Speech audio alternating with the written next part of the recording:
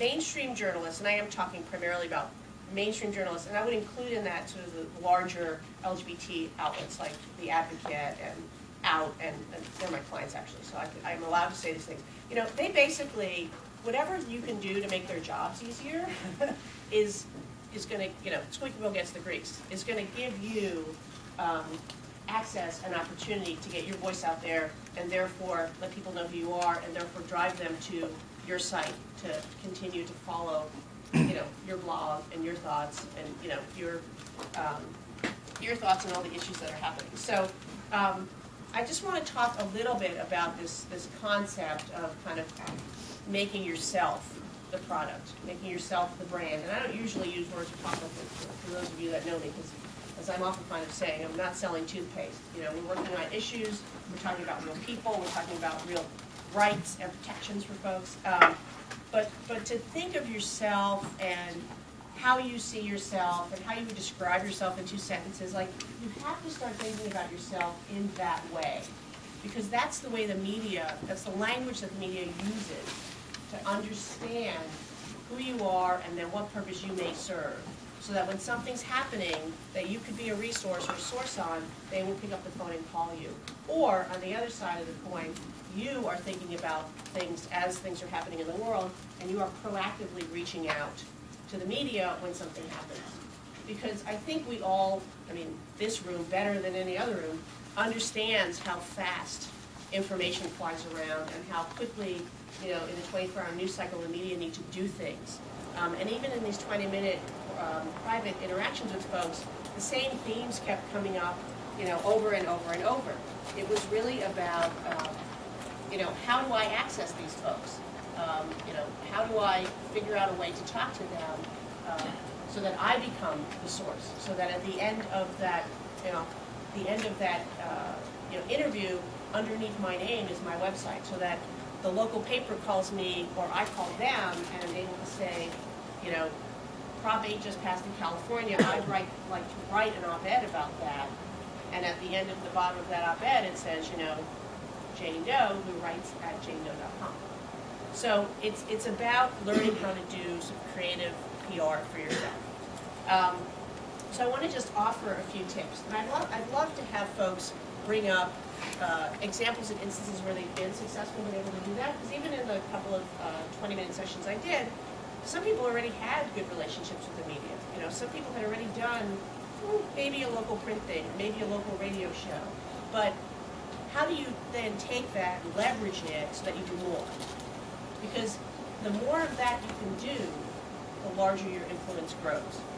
You know, as much as you're able and willing to do. So I know that the majority of people in this room, it's not their primary job, is not doing the blog, right? I mean, how many people in this room generate income or would consider it, you know, at least half of their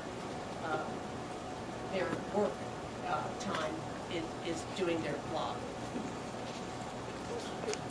Not a ton of people. So you have to take that, you know, without taking that into account. I mean, be realistic, bite things off in chunks that you can.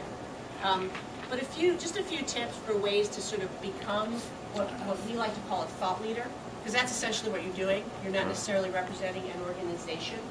And although the reality is journalists will see you representing the community, whatever that means. I had journalists ask me that on television all the time. So, Cathy, how does the gay community feel about XYZ? And I would usually just smile and say, well, the lesbian, gay, bisexual, transgender, and allied community really isn't that monolithic. What? Those are all way too big ones. But, you know, the reality is you have to sort of juggle that. You know, that sort of that idea that you're not representing your organization, but you do have some responsibility in terms of, you know, representing the community. But you have to offer something different. You know, and if there's something that this room offers, it's strong points of view, right? And opinions and analysis about things that are happening in the world, about our community, about our issues that we care about. There is a ton of opportunity out there to get content, particularly commentary content, in other, you know, print and other online publications. You will probably not ever get paid for this, or maybe get paid a little sometimes. But if you look at the other outlets that target the same kind of audience you target, or if you look at the local outlets that sometimes write about, I'm just going to say LGBT issues because that's like a primary focus, although there are folks in this room that write about all kinds of progressive issues. You know, there's nothing wrong with picking up the phone and saying, hey, I'm a local activist, a local blogger, a local writer, however you want to describe yourself. I would love to write an op-ed piece of 750 words about, you know, something that's happening locally in the community or something that's happened nationally with a local angle. They don't get calls like that a lot. I mean, people think you get lots of op-ed submissions, but for these kinds of issues, trust me, our organizations are not nearly as proactive as they need to be. I know some of them are my clients, and I have to nudge them and say, hey, you should write about this, or hey, you should do something for Huffington Post, or, you know, hey, we should send out a press release. You know, being proactive about this goes an incredibly long way, and having that sort of that point of view that's a little bit edgy is also extremely helpful, and I know people in this room do. And it's also about developing your own voice and your own brand. And that's just not sort of sitting down and thinking about, like, what does it mean to be visible? What does it mean to be a spokesperson, sort of, for the community? What does it mean to get out there and try and push thoughtful analysis about these issues and the impact they're having on LGBT folks? You know, what does it mean that we lost in California? What does it mean that we won in Connecticut? You know, what does it mean that we're not able to pass an inclusive agenda? Like, how do I really translate that to a very, you know, general audience on a local television show or local radio show? It's important to figure out sort of how you feel about that before you start doing it.